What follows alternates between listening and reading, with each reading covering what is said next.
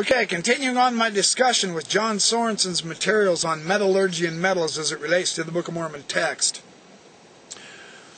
He notes in another study on copper and tin, the distribution of mineral resources and the nature of metals trade in the Bronze Age by J.D. Mully. He says on pages 171 and 179 through 179, he's discussing the words for copper. There's a detailed comparison of terms in most relevant languages. On pages 240 to 247, there's words for tin. And on page 245, he says, Harris notes that spellings in Egyptian texts frequently make it difficult to distinguish between the terms for tin and lead. Very interesting. Failure to recover by excavation metals or other elements of technology attested by historical documents should not be taken to assume their absence. I'm going to read this to you again. This is J.D. Mully and T.A. Wertheim in their article, Evidence for the Sources and Use of Tin During the Bronze Age of the Near East. This is in the World Archaeology number 5 for 1973, page 116. Failure to recover by excavation metals or other elements of technology attested by historical documents should not be taken to assume their absence. This is precisely what the critics against the Book of Mormon, however, do assume. The archaeologists and the scholars are saying that's not allowed. It shouldn't be anyway. Oh, this is interesting too.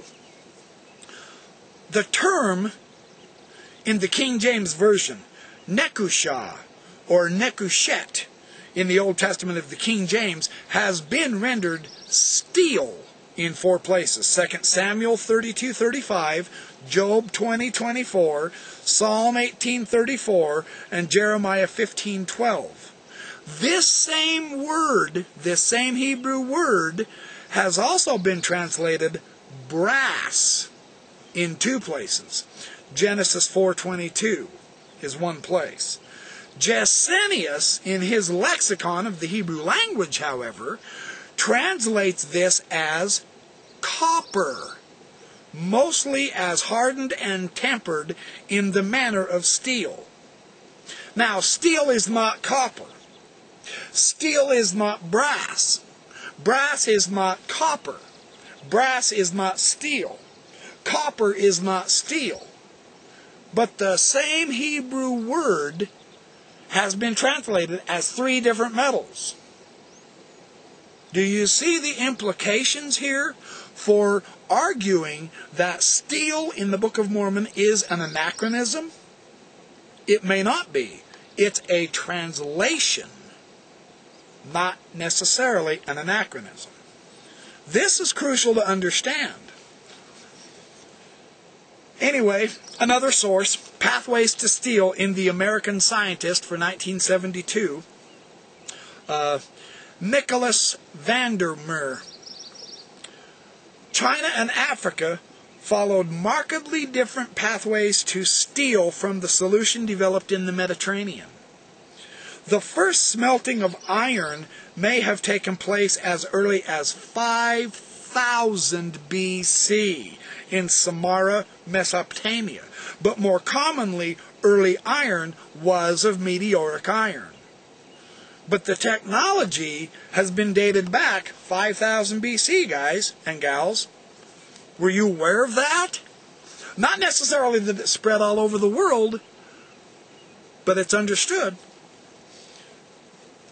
He says on page 147, he says, development of copper-bronze metallurgy between 4000 and 1000 BC resulted in an inadvertent production of iron, even though the early metallurgists were mainly unaware of how the iron came about. That's fascinating.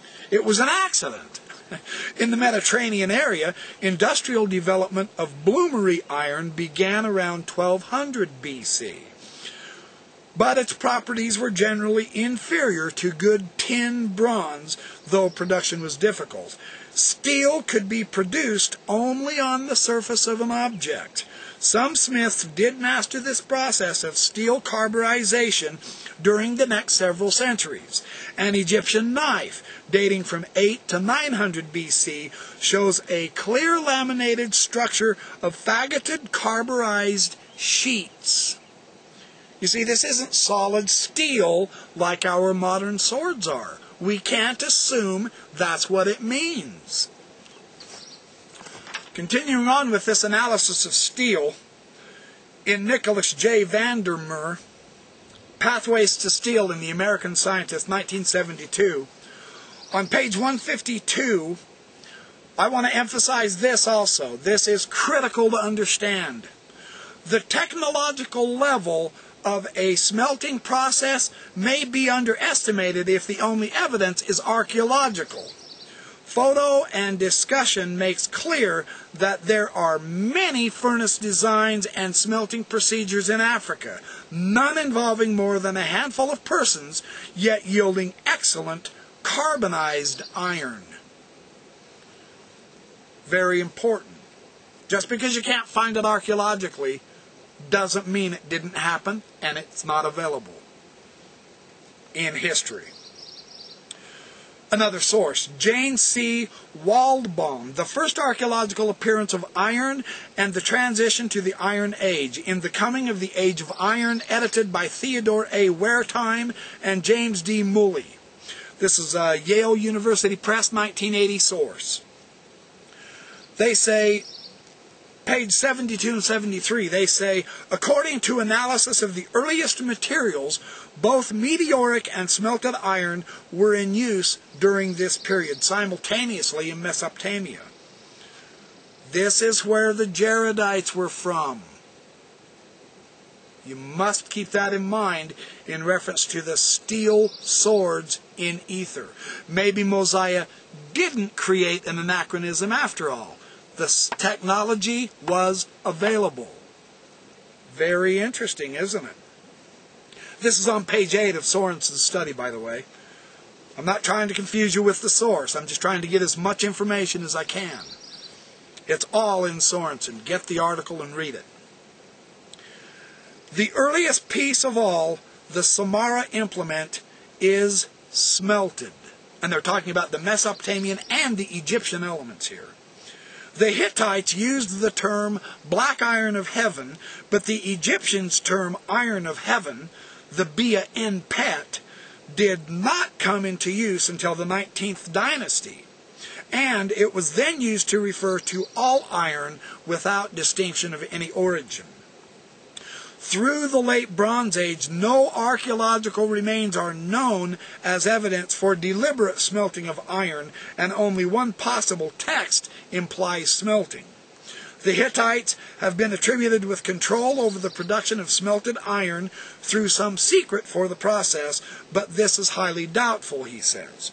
But the theory is there. Anyway, another source, Metallurgy and Ancient Man in the Coming of the Age of Iron. This is by Tamara S. Wheeler. She says smiths were carburizing intentionally on a fairly large scale by at least 1000 BC in the ancient Mediterranean area. Okay, getting on to John Sorensen's Mesoamerican Studies, I want to emphasize something once again, seriously. John Sorensen is doing what a good scholar will do. He is going to the archaeologists and the historians and the scholars themselves. This isn't John Sorensen being desperate to find anything at all that we can to defend the Book of Mormon because it's been so obviously proven false through archaeology. He is simply showing us this is our state of knowledge on these things at this time. And it will change. It always changes. Archaeology never proves, and it never has the final word. Someone who approaches us with that mindset obviously isn't reading the archaeologists. The archaeologists don't even deal with that type of stuff. They're simply finding evidence as they can, whether it's actual physical evidence out of the ground or in the texts, and they're trying to discover what's going on.